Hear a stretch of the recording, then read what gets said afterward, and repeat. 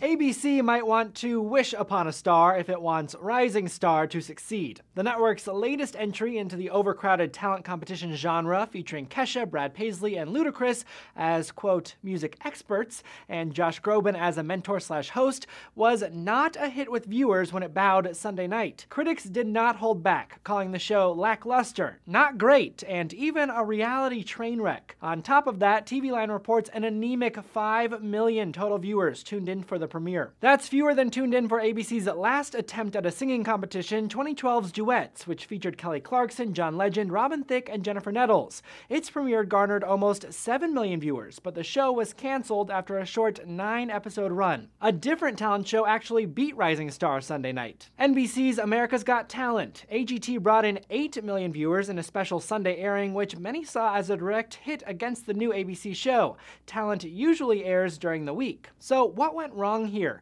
Rising Star is based on a ratings record-breaking show in Israel, but it seems like the format got lost in translation. The big pull of Rising Star is supposed to be real-time voting. Viewers get to vote live via an app as the show is happening. If a contestant earns 70% of the audience vote, he or she moves on to the next round. There's no waiting for a results show. It's immediate gratification. Problem is, unlike Israel, the United States has different time zones. The Eastern, Central, and Mountain zones all get to vote and watch at the same time. The West Coast watches and votes on a delay, and those votes don't seem to count as much.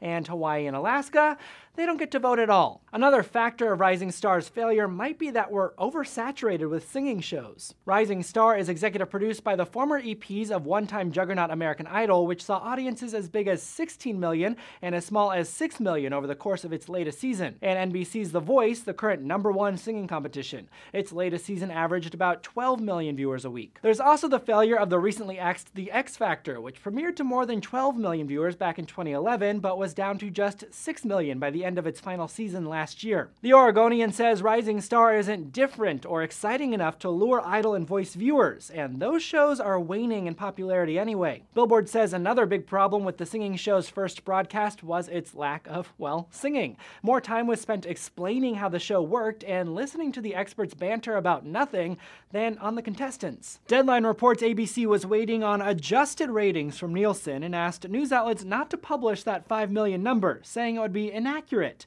But those initial numbers are the ones reporters use to judge all other TV shows. And waiting for adjusted ratings didn't really pay off. The number went from 5 million to, get this, 5.1 million. Still, Variety says Rising Star can count one win from Sunday. It was the most social show of the night. The app was downloaded more than 1 million times, and the show attracted nearly 130,000 tweets. Although a lot of those tweets were about how bad viewers thought the show was. Unlike its singing competition competitors, Rising Star airs just once a week, so we'll have to wait until next Sunday to see if the show can live up to its name, or if it should maybe be retitled Falling Star. For Newsy, I'm Bryce Sander.